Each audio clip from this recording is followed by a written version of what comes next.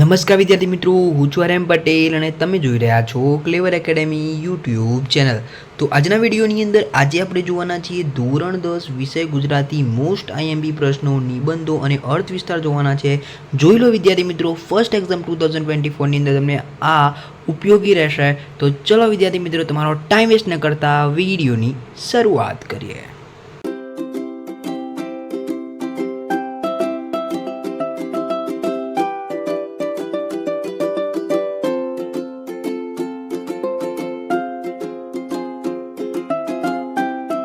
તો વિદ્યાર્થી મિત્રો, વિડીયોની શરૂઆત કરું એના પહેલાં હું તમને કહી દઉં કે આપણી ચેનલ ઉપર વિજ્ઞાનના વિડીયો, ગણિતના વિડીયો, આઈએમપી આવી ચૂક્યા છે. જાઓ અને જોઈ લો અને ટૂંક જ સમયમાં એસએસ અને ઇંગ્લિશના બી આવી જશે. ઓકે, તો ચલો જોઈ લઈએ વિદ્યાર્થી મિત્રો ગુજરાતીના વિડીયો. એટલે કે ગુજરાતીના વિડીયોની અંદર પદ્યના 2 ગુણના પ્રશ્નો કયા આઈએમપી છે. ઓકે, આ ચેનલને શેર કરી દેજો. ઓકે, આ ચેનલ ઉપર તમને બહુ મસ્ત કન્ટેન્ટ મળવાના છે. ધોરણ 10ને લગતા તમને છેક સુધી બોર્ડની પરીક્ષા સુધી તમને મળવાના છે. ઓકે, તો પહેલું છે, કોના દર્શન કરવાથી 71 પેઢી તરી જવાય છે? કવિયત્રી વારંવાર નમવાનું શા માટે કહે છે? દીકરીને માથે હાથ ફેરવવો અને દીકરી હાથ દેવામાં શો ફરક છે? સત્યના આયુધની કઈ વિશેષતા છે? જળમાં કોનું તેજ રેલાઈ રહ્યું છે? કવિ પક્ષીને પામવા શું કરવાનું કહે છે? કવિની દ્રષ્ટિએ પક્ષી ક્યાં મળશે? સૃષ્ટિનું સૌંદર્ય કવિને ક્યાં ક્યાં જોવા મળે છે? તો વિદ્યાર્થી મિત્રો, પદ્યના આ 2 ગુણના પ્રશ્નો તમે જોઈ શકો છો, એટલે કે કાવ્યના. ઓકે, આ 8 પ્રશ્નો તૈયાર કરી દેજો. ઓકે, હવે વાત કરી દઈએ 4 ગુણના પદ્ય એટલે કે કાવ્યના. સૌથી વધારે બધાને તકલીફ ક્યાં પડતી હોય? કાવ્યના પ્રશ્નો તૈયાર કરવામાં. તો વિદ્યાર્થી મિત્રો જોઈ લેજો, અહીંયા આઈએમપી પહેલો તો મોસ્ટ આઈએમપી જ છે. બરાબર, મોસ્ટ ઓફ બધી પરીક્ષામાં પૂછાતો હોય છે એવો પ્રશ્ન છે પહેલા નંબરનો. નરસિંહ મહેતા વૈષ્ણવજનના કયા લક્ષણો જણાવે છે તમારા શબ્દોમાં? આઈએમપી. બીજો છે સિલવત સાધુ તમે કોને કહેશો તે કાવ્યના આધારે. ત્રીજો બી આઈએમપી થઈ જશે તમારો. દીકરીનો ઉછેર કેવી રીતે થવો જોઈએ તે તમારા શબ્દોમાં લખવાનો છે. હું એવું ગુજરાતી કાવ્યમાં કવિએ ગુજરાતના મહિમાગાન માટે પ્રયોજેલા વિવિધ સંદર્ભો સ્પષ્ટ કરો. માધવ દીઠો છે ક્યાંય કાવ્યનો મધ્યવર્તી વિચાર સ્પષ્ટ કરો. કવિ શિકારીને કઈ શિખામણ આપે છે? આ વેરી આઈએમપી છે. બરાબર, આ મોસ્ટ આઈએમપી. બરાબર, કવિ શિકારીને કઈ શિખામણ આપે છે એ મોસ્ટ આઈએમપી છે. તો આ જે 4 ગુણના પ્રશ્નો છે, 6 પ્રશ્નો છે આઈએમપી, જોઈ લેજો. અને એમાંથી મોસ્ટ આઈએમપીની વાત કરીએ દઈએ તો એક તો તમારો પહેલો દીકરીવાળો અને એક કવિ શિકારીને કઈ શિખામણ આપે છે. આ 3 મોસ્ટ આઈએમપી રહેશે. ઓકે, તો ચલો જોઈ લઈએ વિદ્યાર્થી મિત્રો હવે આપણા ગદ્યના એટલે કે પાઠના. તો પાઠની અંદર ચેપ્ટર નંબર 2 રેસનો ઘોડોમાંથી મોસ્ટ આઈએમપી એવો પ્રશ્ન. બેટા ચાલ બહુ મોડું થઈ ગયું, વિનુ કાકાના આ વાક્યનો ગુણાર્થ સમજાવો. બહુ મસ્ત પાઠ છે, વાંચી જોજો. ઓકે, વિરાટભાઈએ મનીષા અને નરેનની સગાઈની કેમ ના પાડી? તો વિદ્યાર્થી મિત્રો છેલ્લે સુધી બન્યા રહેજો. હું તમને એ બી કહીશ, ગુજરાતીની એક સ્ટ્રેટર્જી આપીશ કે મોટા પ્રશ્નો, લાંબા પ્રશ્નો, ટૂંકા પ્રશ્નો કેવી રીતે કરવાની સ્ટ્રેટર્જી આપીશ. ઓકે, એટલે બન્યા રહેજો. નરેન જે મનીષાને ઓળખતો હતો તે મનીષા કેવી હતી? ત્રીજો પ્રશ્ન. ચોથો, આની અંદરથી પહેલો આઈએમપી થઈ ગયો આપણો, મોસ્ટ આઈએમપી છે, તૈયાર કરી દેજો. ઓકે, પછી લેખક કઈ બાબતોને તંદુરસ્ત સમાજની મર્યાદાઓ ગણાવે છે? પછી રાજકોટ છત્રી લેવા જવાની વાતમાં લેખક મક્કમ રહ્યા કારણ કે? આ એક 5મો આઈએમપી થઈ જશે આપણો. લેખકની મુસાફરો કઈ રીતે યાત્રા બની રહી હતી? લેખક પોતાના ટચુકડા બુભુક્ષ માછીમારો સાથે શા માટે સરખાવે છે? ડાંગના આદિવાસીઓની મરણને ઉજવવાની રીત વિશે જણાવો. લેણદાર અને દેણદારના આવકારમાં રહેલો વિરોધાભાસ જણાવો. દર વર્ષે જીવલો લેખકના ઘરે કઈ વસ્તુઓ આપવા જતો? તો આ 10 પ્રશ્નો તમારા મોસ્ટ આઈએમપી છે. બરાબર, તૈયાર કરી દેજો. એમાંથી મોસ્ટ આઈએમપીની આપણે વાત કરીએ તો પહેલો જે મોસ્ટ આઈએમપી થઈ જશે, બીજો બી મોસ્ટ આઈએમપી થઈ જશે.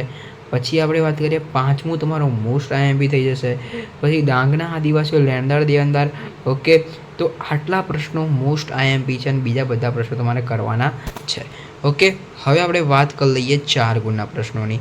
4 ગુણના પ્રશ્નોની અંદર અહીંયા પહેલો તો મોસ્ટ આઈએમપી જ રહેવાનો છે. ઓકે, મોસ્ટ આઈએમપી પીકમાં રહેવાનો છે. મનીષાનું પાત્ર લેખન ભૂલી ગયા પછી કૃતિના આધારે કરો. આરોગ્ય જાળવણી માટે લેખકના વિચારો તમારા શબ્દોમાં લખો. છત્રી ન ખોવાય મારે લેખકે કહ્યું કે ચલા આ આઈએમપી થઈ જશે તમારું. રાતના સમયે ખીણને રસ્તે જતા લેખક શા માટે સતત થઈ ગયા?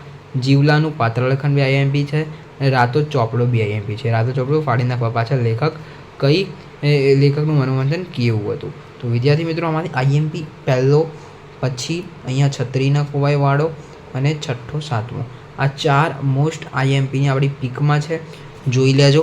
હવે આપણે વાત કરી લઈએ નિબંધો. નિબંધો કયા પૂછાય છે? 8 ગુણમાં નિબંધ પૂછાય.